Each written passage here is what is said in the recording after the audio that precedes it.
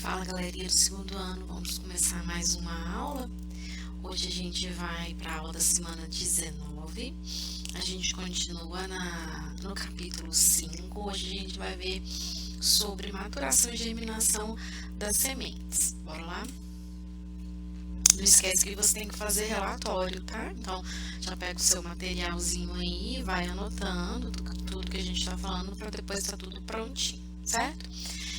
Vou relembrar um pouquinho da aula passada, onde a gente falou de... Só pegar aqui um exercício para mostrar. Onde a gente falou sobre a fecundação, formação, então, do zigoto, né? Começamos lá na germinação do grão de pólen, onde o grão de pólen caía no estigma e vinha com 3 célulazinhas. A primeira célula, ela vinha formando o tubo polínico e depois as outras 2 células, chamadas de núcleo espermático, é o gameta masculino, vinha descendo pelo estilete até chegar aqui na micrópila. Essa região toda aqui gordinha é o ovário e essa outra região aqui dentro era o óvulo. E dentro do óvulo a gente tem essas 2 folhinhas modificadas e essa outra estrutura aqui chamada de saco embrionário. Aí lá dentro do saco embrionário, então, tem a fecundação de um núcleo espermático com a oosfera. O segundo núcleo espermático vai fecundar essas 2 células que estão aqui no meio, que são os núcleos polares. E aí vai haver a formação, então, né, a partir da dupla fecundação, vai haver a formação de um zigoto, que vai dar origem à nova planta, e de um endosperma triploide, um zigoto diploide e um endosperma triploide. Esse endosperma vai sofrer divisão celular, o embrião também, já que o vegetal é um organismo multicelular, então ele vai sofrer várias mitoses para originar um novo indivíduo. A partir desse momento, então, essa estrutura aqui, ó, do óvulo vai começar a formar a casca da semente, também chamada de tegumento, certo? No momento certo, então, vai haver a germinação desse embrião e aí formando o esporófito jovem, né, vai crescer, vai entrar em idade reprodutiva e vai ser chamado de esporófito maduro. Lembrando que essa estrutura do ovário vai sofrer influência de hormônios produzidos pela casca da semente e aí vai haver a formação do fruto. Beleza? A partir do momento que teve a fecundação, vai começar então a maturação da semente. Essa semente vai começar a amadurecer, a se desenvolver para poder germinar, para poder formar esse embrião e ele germinar, nascer, né, formar uma nova plantinha. Nós podemos, de forma resumida, conceituar a semente então como embrião, mais substâncias nutritivas. Essas substâncias nutritivas também são chamadas de albúmen, mais tegumento, que é a casca da semente. A gente viu um tipo de substância nutritiva que foi o endosperma. Então, a gente está vendo aqui o endosperma. Mas a gente também vai ter a formação de uma segunda estrutura nutritiva do embrião, que é o cotilédone. E aí que eu quero mostrar para vocês que tem uma diferença entre os vegetais, entre as angiospermas, em relação a esse cotilédone. Esse cotilédone, como eu disse, também é uma estrutura de reserva, só que em algumas angiospermas a gente vai ter a formação de apenas um cotilédone, enquanto que em outras a formação de 2 cotilédones. Então aqui a gente tem um embrião, fica posicionado na região aqui entre os 2 cotilédones. E aqui também o embriãozinho, e a partir dele aqui o cotilédone. Então, com base na quantidade de cotilédones, a gente classifica as angiospermas em monocotiledôneas, porque só tem um cotilédone, e dicotiledôneas ou eudicotiledôneas, porque elas têm 2 cotilédones. Certo? Aí, nós vamos ter aqui o tegumento, né, a parte mais externa da semente, que vai proteger, então, todo o conteúdo da semente, junto com o embrião, junto com as substâncias nutritivas. Então, tegumento, endosperma, cotilédone e embrião, certo? Então, aqui a gente tem a diferença entre mono e dicotiledônia. Bora lá ver mais um pouquinho. Então, aqui a gente tem o feijãozinho, né? A gente pegou, abriu para ver o embrião lá dentro. Aqui é um cotilédone, aqui é o outro cotilédone. Então, aqui tá cheinho de substância de reserva, né? E aí, quando a gente olha aqui dentro do feijãozinho, essa figura lá do seu livro, você pode olhar lá, ler todo o texto depois, se você quiser. Então, a gente tem aqui o cotilédone. Dentro aqui desse cotilédone, que é a substância de reserva, a gente vai ter o embrião. A gente vai ver algumas partezinhas desse embrião. Vamos começar aqui, nessa região mais avermelhada, onde eu vou ter células que vão originar a raiz. Várias células que vão se dividir e diferenciar em uma raiz. Essa região é chamada, então, de radícula. A radícula é formada por um tecido chamado de meristema apical da raiz. Meristema é um tipo de tecido, né, que vai se multiplicar, vai se diferenciar e originar um órgão, que nesse caso é a raiz do vegetal. Lá em cima, na outra extremidade, nós temos a região, então, do tecido que vai formar o caule, né? Aqui ele, então, é chamado de caulículo, porque é um pré-caule.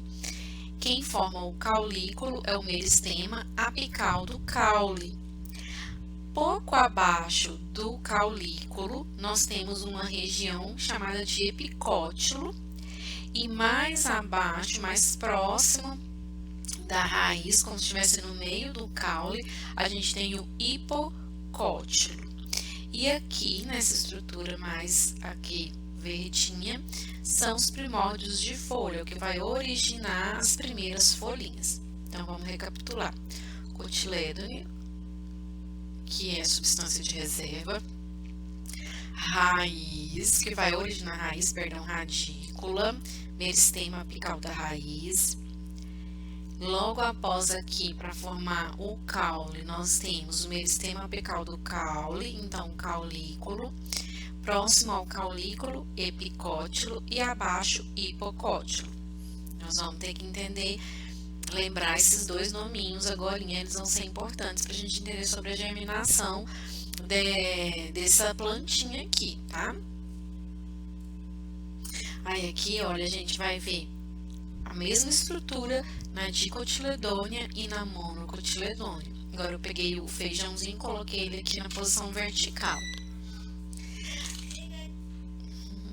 Então aqui a gente Senhor. Então, aqui na dicotiledônia, a gente tem dois cotilédones. Aqui a gente tem, então, a radícula, que eu falei para vocês. Então, acima, vamos imaginar que aqui já tem uma plantinha para a gente entender. Então, raiz, caule, né, o que vai formar o caule. Abaixo da estrutura que vai formar o caule, hipocótilo. Próxima estrutura que vai formando o caule, epicótilo. De cima, parte de cima e hipo para baixo. Os cotilédones e a casquinha tegumento. E na monocotiledônia a gente só tem um endosperma, esse aqui é o milho, ó. Então, a gente só tem um endosperma, aquela parte mais amarela do milho. Aqui a gente tem o tegumento,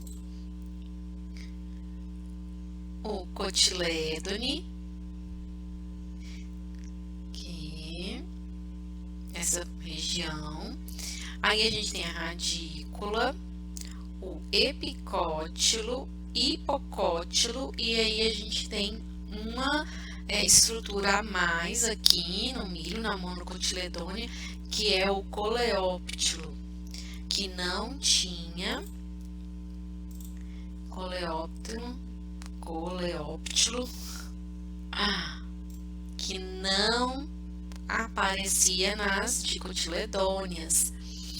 Esse coleóptilo, ele é uma estrutura que ele vai proteger o epicótilo. Os meristemas, nós vamos ver depois, quando a gente for estudar a histologia, são regiões extremamente importantes para o vegetal, porque ele é a região de crescimento do vegetal.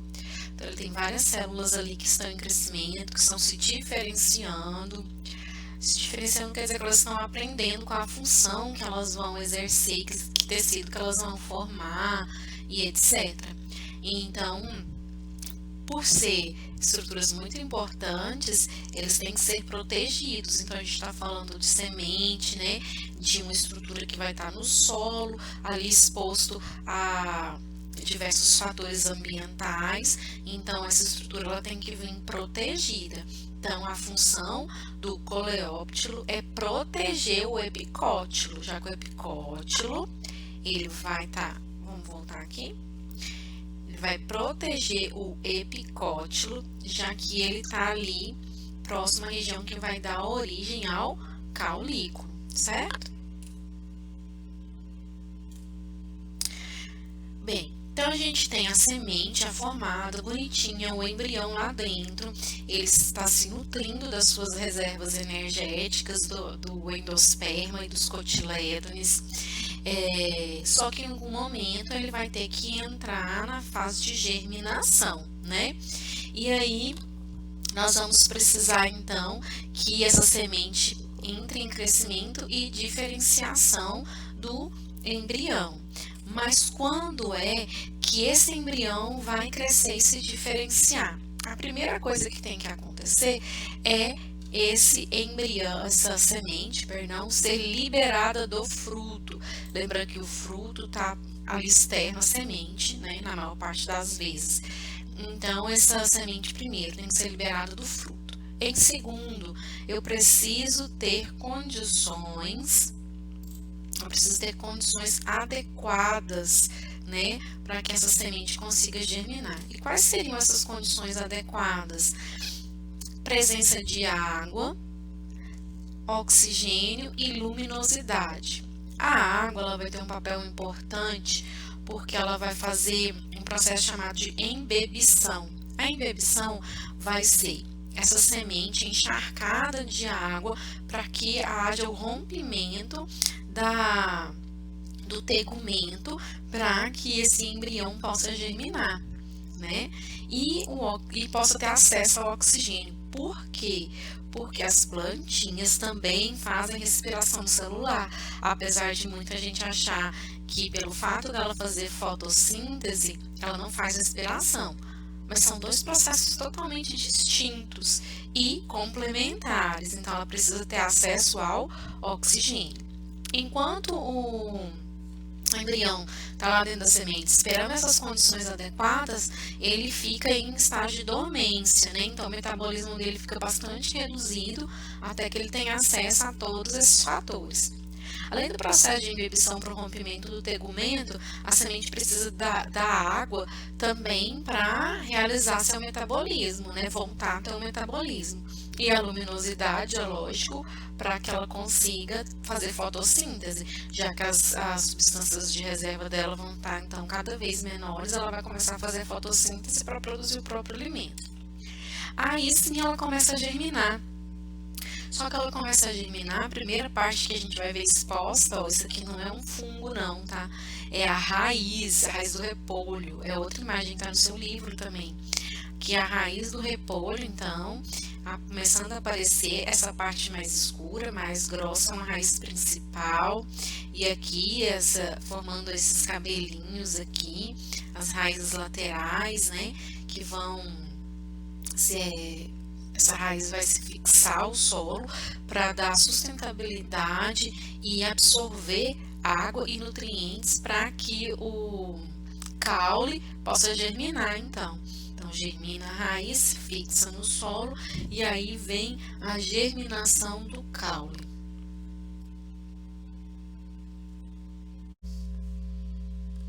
Aí, então, a partir da germinação do caule, nós vamos dividir em dois grupos.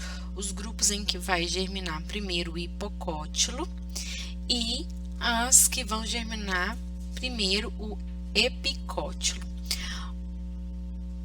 Então, aqui dentro das que vão germinar o hipocótilo, a gente tem aqui o feijão. O hipocótilo, ele tá aqui nessa posição, então abaixo do meristema que vai formar o caule. Lembra que o caule lá, vou voltar um pouquinho aqui,